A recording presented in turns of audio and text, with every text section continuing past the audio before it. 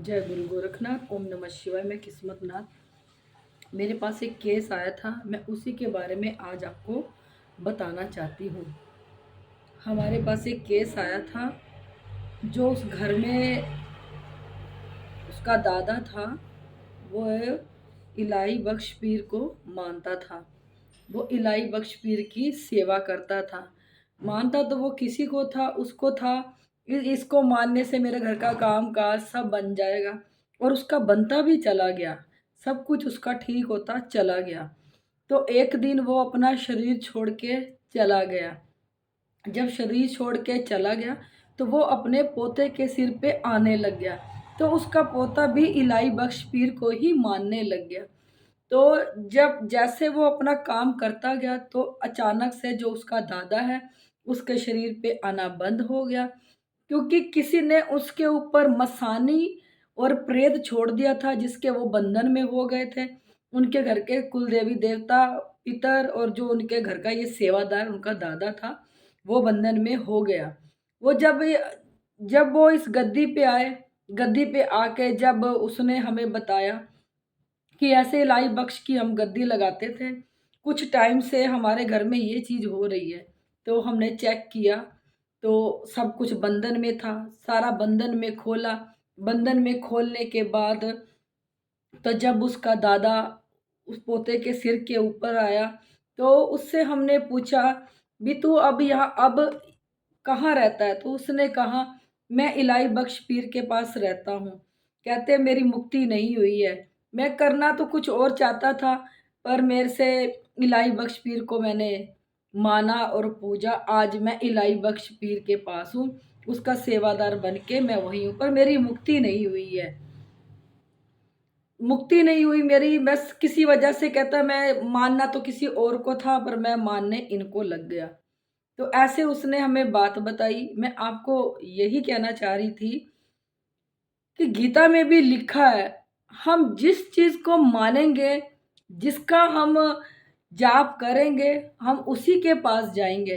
जैसे आप भोलेनाथ को मानोगे तो भोलेनाथ के पास रहोगे, काली माता को मानोगे तो काली माता के पास रहोगे। अगर आप लोग किसी भूत प्रेत की सेवा करोगे, भूत प्रेत का जाप करोगे, तो मरने के बाद आप उसी के पास ही रहोगे। मुक्ति नहीं है कोई भी। अगर आप घर में मसानी को पूजते हैं, मसानी की सेवा करते हैं, तो फिर आप मसानी के पास ही जाओगे। आपकी कोई मुक्ति नहीं है। ये हमें इस केस से पता चला, क्योंकि उसने खुद बताया, जो उनके घर के सेवादार थे दादा, कहता हम जिसकी पूजा करते हैं, हम उसी के पास जाते हैं। मैं इलाही बख्श की सेवा करता था, मैं आज उन्हीं की सेवा में हूँ, उन्हीं के पास हूँ। पर इतना है कि मेरी मुक्ति नहीं हुई है, और ना मेरी मुक्ति होगी। अगर आप लोगों को मुक्ति चाहिए तो अपना मुक्ति का मार्ग देखो। सेवादार आजकल के जो युग कलयुग में लोग क्या कर रहे हैं, भूत प्रेतों की पूजा कर रहे हैं, भूत प्रेतों को मान रहे हैं। उनको ये नहीं पता, मरने के बाद फिर हमें भूत प्रेत ही ले जाएंगे, फिर हमें उनका आगे सेवादार बन के रहना पड़ेगा। फिर जो जो तुमसे वो भूत प्रेत काम कराएंगे, फिर तुम लोगों को वही करना पड़ेगा। कोई माता मस्तानी की, कोई शमशान काली की, जिसकी भी पूजा करते हैं, मरने के बाद वो उन्हीं के पास जाएंगे, और वो जो जो काम काज है वो उन्हीं उन्हीं से वो आगे करवाएंगे, फिर वो उनका सेवादार बन के वो रह जाएंगे। तो इस केस से हमें ये पता चला, जैसे गीता में भी ये चीज लिखी हुई है कि जो जिसको मानेगा उसी के पास ही जाएगा। बस मैं आप लोगों को यही कहना चाहती थी। मैं अपनी हर वीडियो में कहती हूँ, इसमें भी कह रही हूँ, यहाँ गुरु गोरखनाथ और भोलेनाथ साक्षात प्रकट हुए थे। यहाँ पे हर सूक्ष्म से सूक्ष्म चीज को देखा जाता है, जो हमारे शरीर में, हमारे खून में, हमारी नसों में रम जाती है, हमारे खून को काला कर देती है। ये इतनी सूक्ष्म से सूक्ष्म होके, इतनी सूक्ष्म से सूक्ष्म होके हमारी नसों में बैठ जाती है, इतनी सूक्ष्म हो जाती है, ये एक सुई के नाके से भी निकल जाती है, इतनी बिंदु मात्र होके हमारी बॉडी में फिट हो जाती है, इतनी सूक्ष्म होके हमारी बॉडी में अनेक चीजें बैठ जाती हैं, क्योंकि वो सूक्ष्म से सूक्ष्म रूप धारण कर लेती हैं।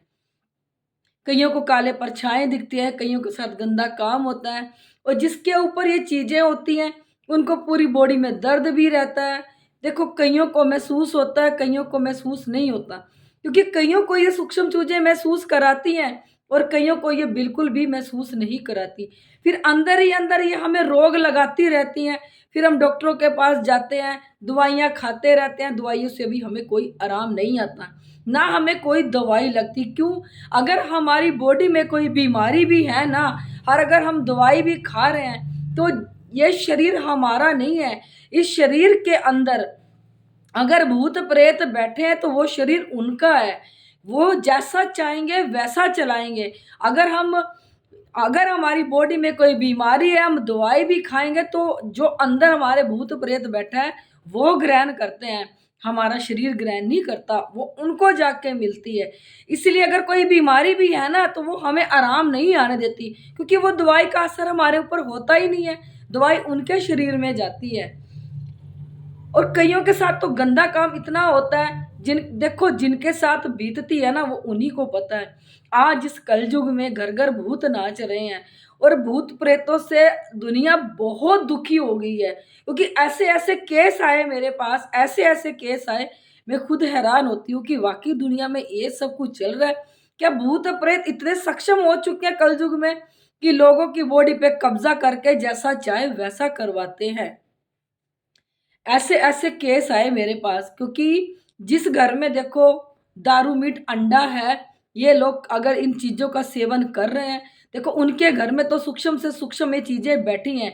वो जितना मर्जी पाठ पूजा कर ले, वो सोचे रात को हमने ये चीज़ें खा ली, सुबह नहा धो के पाठ पूजा कर लो, उनको ये नहीं पता कि इसके हमें दोष पाप लगेंगे। वो तो देखो जो मुर्गा दारू हम खा रहे हैं उसका तो देना हमें पड़ेगा ही पड़ेगा, और जो ही हम अपने ऊपर दोष पाप चढ़ा रहे हैं इसका भी कर्जा आप लोगों को उतारना पड़ेगा। कलयुग में परमात्मा ने आपको एक जीवन दिया है, उसका जाप करो, परमात्मा का नाम आगे बढ़ाओ, ताकि वो भी खुश हो कि मैंने धरती पे अगर इसको भेजा तो इसने मेरा जाप किया, मेरे नाम को आगे बढ़ाया, मेरा प्रचार करा, ताकि मरने के बाद आप लोग भूत प्रेत मत मत बनना। जिसकी पूजा करोगे उसी के पास जाओगे। कुछ लोग तो कहते हैं हम इस धरती पे ऐश करने के लिए आए हैं, मौज मस्ती करने के लिए आए हैं। ये तो मरने के बाद पता चलेगा तुम लोगों को कितनी मौज मस्ती तुम लोगों ने करी और कितनी तुम लोगों ने ऐश करी। कहते हैं जीते जी शरीर को दंड तो है ही है, आत्मा को इससे ज्यादा दंड मिलता है, क्योंकि अगर हमारे शरीर में आत्मा है तभी हमें तकलीफ होती है ना। तो मरने के बाद जब वो आत्मा शरीर छोड़ देती है, तो जब उसको दंड मिलता है तो उसको कितनी तकलीफ होगी, फिर उसको ज्यादा तकलीफ होती है। उसको शरीर में रह के भी तकलीफ होती है, शरीर में रह के इतनी तकलीफ नहीं है जितनी तकलीफ उसको शरीर से बाहर निकल के है। फिर आप लोगों को, जो आप लोगों ने इस धरती पे बुरे कर्म किए हैं, वो उस आपकी आत्मा को भुगतान देना पड़ेगा। फिर उसको इतनी मार पड़ेगी कि वो आत्मा सहन भी नहीं कर पाएगी। तो अभी से आप लोग एक अच्छे रास्ते पे चलो, परमात्मा का जाप करो, परमात्मा का गुणगान करो, ताकि तुम्हें मरने के बाद पीड़ित ना होना पड़े। अगर आप लोग बुरे कर्म कर रहे हो ना, जीते जी तो देखो दंड है ही है, जीते जी तो दंड है। जिसके बुरे कर्म में पता नहीं वो कैसी कैसी मौत मर रहा है, मरने के बाद इससे ज्यादा भयानक दंड है। बस मैं आप लोगों को यही कहना चाहती हूँ। अगर आप लोगों को मेरी वीडियो अच्छी लगती है, अगर आप मेरी वीडियो को यूट्यूब पे देखते हो तो इसे लाइक सब्सक्राइब और शेयर जरूर कर दिया करो। अगर आप मेरी वीडियो को फेसबुक पे देखते हो तो लाइक शेयर और फॉलो जरूर कर दिया करो।